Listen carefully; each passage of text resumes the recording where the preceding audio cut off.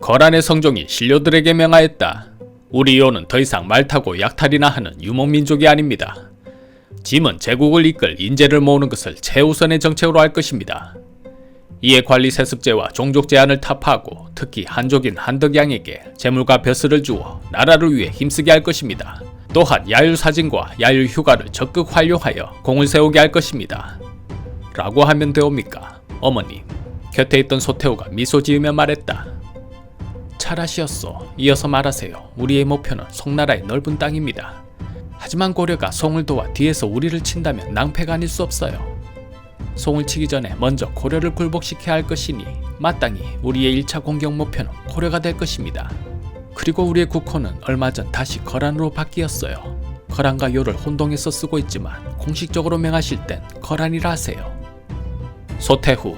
그녀는 요나라 5대 황제 경종의 부인이며 요의 전성기를 이끈 6대 황제 성종의 어머니이다. 이름은 소작이며 자는 염염으로 남편인 경종이 몸이 허약하여 사실상 거란의 국사는 소태후가 맡아왔다. 이후 그의 아들 성종이 어린 나이로 즉위하자 섭정하여 거란의 전성기를 이끌었으며 성종을 최고의 국왕으로 만들기 위해 어렸을 때부터 매우 엄격한 교육을 하였다. 몸이 약한 남편을 대신하여 섭정하고 나라를 강성하게 만든 것은 그 옛날 당의 척처무후와 비교될 만하고 엄격한 조기교육은 과잉보호를 했던 고려 경종의 어머니 대목왕후와는 반대되는 모습이다. 또한 그녀는 궁에서 한덕양과 대놓고 바람을 피웠는데 이는 김치양과 사통하였던 고려의 천추태후와 꼭 닮아 보인다. 소태후가 엄하게 명하였다. 소선양은 듣거라. 예, 태후마마. 너에게 군사 80만을 내어줄 것이니 가서 고려를 정벌하거라. 그 신면 받들겠나이다. 신료하나가 나서 말했다. 태후마마, 지금 우리 거란에는 그 많은 병력이 없사옵니다. 그런데 어떻게? 소태후가 단호하게 답했다. 내가 80만이라고 하면 80만인 것이다. 무슨 뜻인지 알겠는가? 눈치 빠른 소송령이 그 말을 얼른 알아듣고 답했다. 크라옵니다. 또다시 기회를 주신 태후마마의 은혜, 이 소송령 공을 세워 보답하겠나이다. 993년 8월 거란군은 대군을 이끌고 고려를 침공했다. 선봉장은 소송령으로 직책은 동경유수였다. 거란군은 압록강을 건넜고 보주를 지나 봉상군을 장악했다. 방심하고 있던 고려군은 순식간에 무너졌고 2명의 장수까지 사로잡혔다. 자신감을 얻은 소송령은 글을 써 항복을 요구하였다. 우리 거란이 이미 고려의 옛 땅을 차지하고 있는데 지금 고려가 그 경계를 침범했으므로 토벌하려는 것이다. 거란은 천하를 통일하고 송마저도 우리를 두려워하고 있는데 어찌하여 고려는 항복하지 않는 것인가? 지금 80만의 용맹한 거란 군사들이 개경으로 향하고 있다. 항복한다면 은혜를 베풀 것이며 저항한다면 모조리 죽여 씨를 말려버릴 것이다. 성종은 놀라지 않을 수 없었다. 거란의 소송령이 80만 대군을 이끌고 우리의 국경을 넘었다 한다. 이를 어찌하면 좋단 말인가? 신료하나가 두려움에 떨며 말했다. 거란은 대국의 송나라도 두려워하는 나라가 되었습니다. 그들은 야만적이고 잔인하기가 이루 표현할 수 없다 하옵니다. 오죽하면 거란인은 사람의 피를 마시는 것을 좋아한다고 하겠습니까? 그렇다면 거란인이 잔인하다고 하여 우리가 항복이라도 해야 한다는 것인가? 또 다른 신료가 나서 말했다. 어찌 우리 고려가 미개한 거란족에 항복을 할 수 있겠습니까? 저들은 잔인하지만 또 매우 단순한 족속들입니다. 먼저 선물 보따리를 풀어 살살 달랜다면 또 언제 그랬냐는 듯 공격을 멈추고 물러날 것입니다. 선물이라면 어떤 것을 말하는 것인가? 신료는 잠시 머뭇거리더니 이내 말을 이었다. 서경을 포함하여 자비령이 이북 땅을 넘겨주는 것입니다. 성종이 크게 화를 내어 꾸짖었다. 그것이 무슨 소린가? 서경은 태조 폐하 때부터 우리 고려가 가장 중요하게 여기는 땅이다. 그런 서경을 저 야만인들에게 넘겨주자는 것인가? 전하, 80만 대군이 몰려오고 있사옵니다. 우리 고려는 거란의 대군을 막을 여력이 없사옵니다. 전국토를 유린당하는 것보다야 그쪽이 낫지 않겠습니까? 성종은 화가 치밀어 올랐지만 그렇다고 마땅히 거란의 대군을 막을 계책도 없었다. 이러지도 저러지도 못하다가 크게 탄식하며 말했다. 최선이 없다면 차선을 선택해야겠지. 서경을 넘겨주되 그곳의 식량들이 저들의 군량미로 활용될 수 있으니 곡식 창고를 열어 백성들에게 나누어 주도록 하라. 또 남은 곡식들은 대동강에 버리고 자비령 이북 땅을 넘겨줄 것이다. 그때 중군사를 맡은 내사시랑 서희가 나섰다.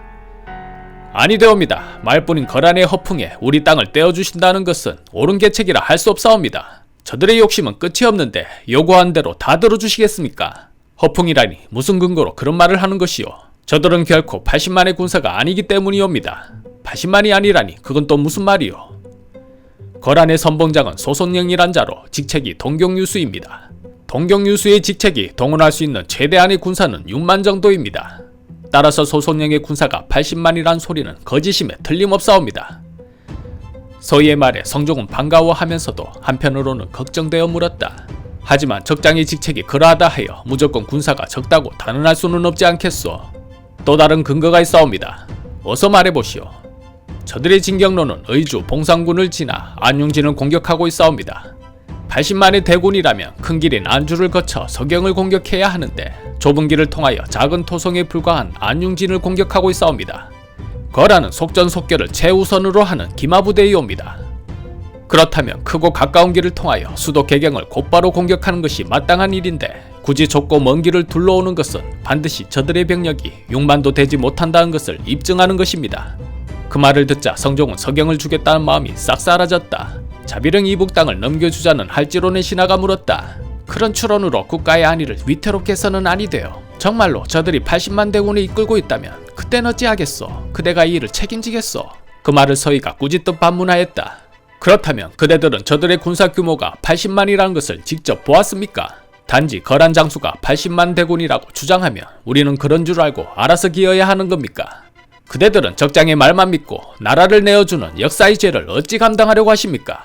그 말에 할지론의 신하들은 부끄러워 감히 반박하지 못했다.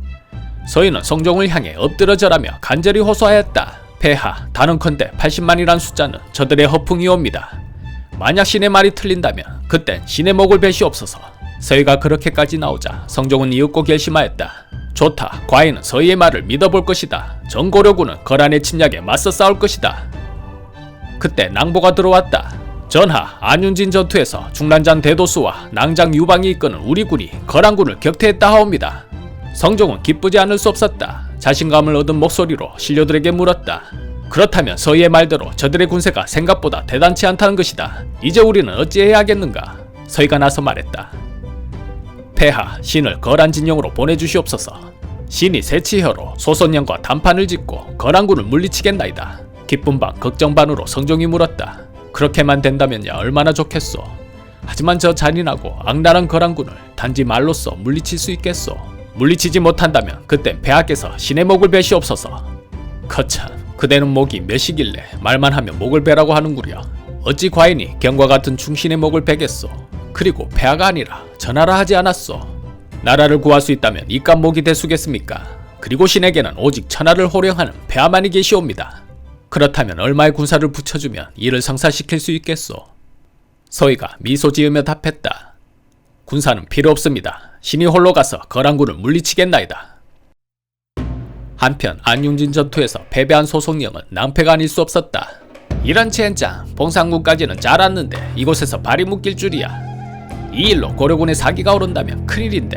그때 부하장수 하나가 급히 달려와 보고하였다. 장군, 고려에서 사신을 보내왔습니다. 고려에서 이름이 무엇이라고 하던가? 서희라고 하였습니다. 서희라. 군사는 얼마나 데리고 왔던가? 그것이. 부장장수가 말끝을 흐리자 소송령이 두려워하며 물었다. 왜 말을 못하는가? 설마 수십만을 데리고 온 것이냐? 그게 서희 홀로 왔사옵니다. 그 말에 소송령은 웃음을 참지 못하고 껄껄 웃었다. 하하하, 그 자가 미쳤구나. 어찌 천하가 두려워하는 우리 거란 진영에 겁도 없이 홀로 올 수 있단 말인가?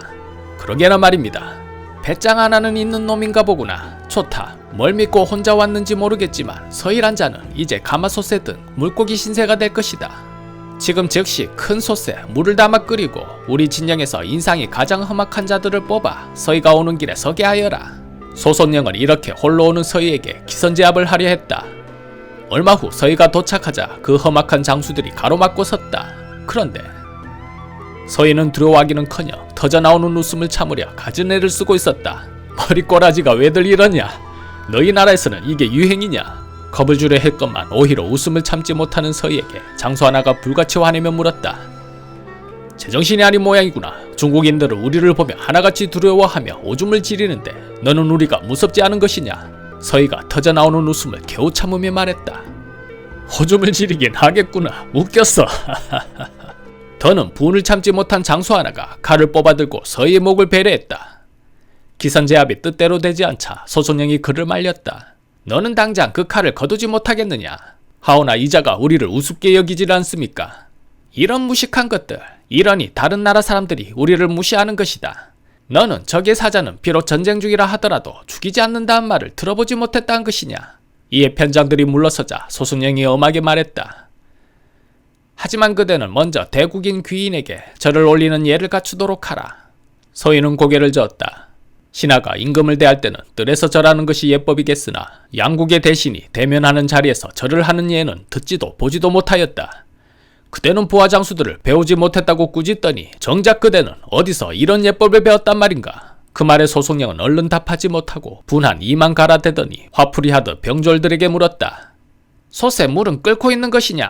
서희가 물었다. 헌데 저 솥은 무엇에 쓰려고 하는 것인가? 소송령이 별것 아니라는 듯 말했다. 아, 저것은 고려의 사신이 새치어만 믿고 이치에 맞지 않는 말로 어지럽힌다면 그 몸뚱아리를 삶아 까마귀 밥으로 던져주려고 하는 것이다. 그 말에 서희가 호탕하게 웃으며 답했다. 그거 참 재미있겠구나. 아무리 위협을 가해도 조금도 쫄지 않는 서희의 대범함에 소송령은 혀를 내두르며 생각했다. 이거 참 만만치 않은 놈이 왔구나. 소송령은 위협을 가하며 계속하여 절할 것을 요구하자 서희는 크게 노하여 숙소로 돌아와 움직이지 않았다. 서희는 생각했다. 진영의 군사들도 그렇고 지나치게 허세를 부리는 것으로 보아 오히려 거란 놈들이 심적으로 더 쫓기는 상황이구나. 내 예상대로 놈들의 군사는 많지 않을 것이다. 그래, 나는 이놈들의 심리를 이용해 더 큰 이득을 취할 것이다. 한편 소송령은 내심 서희의 인품에 크게 감동하였다. 자신이 만약 서희의 입장이 되었더라면 결코 저렇게 대범하지 못했을 것이라 생각했다. 결국 서희를 힘으로 누를 수 없다는 것을 깨닫고 둘은 뜰에서 마주절을 한 후 마루 위에 올라가서 동서로 마주 앉는 것으로 협상을 진행하였다. 하지만 소송령은 국가의 이익을 위해 거라를 대표하여 온 장수였다. 마냥 서희의 인품에 감동만 해서는 안 될 일이었다. 협상 테이블에서 소송령은 명분 싸움을 걸어 성공을 날렸다. 당신네 나라는 신라 땅에서 일어났고 고구려의 옛 땅은 모두 우리 거란의 것이다. 그런데 어찌하여 너희가 감히 우리 땅을 차지하고 있는 것이냐? 우리는 우리 땅을 되찾기 위해 대병을 일으켰는데 너희가 우리를 막을 명분이 있는 것인가? 소송령은 자신이 생각해도 멋진 성공이라 생각했다. 논리로 서희를 압도했다 믿어 의심치 않았다. 가만히 듣고 있던 서희가 이윽고 답했다.